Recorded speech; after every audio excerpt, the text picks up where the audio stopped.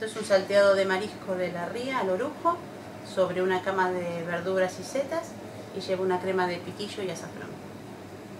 Esperamos a todos para que vengan a degustar nuestro pincho.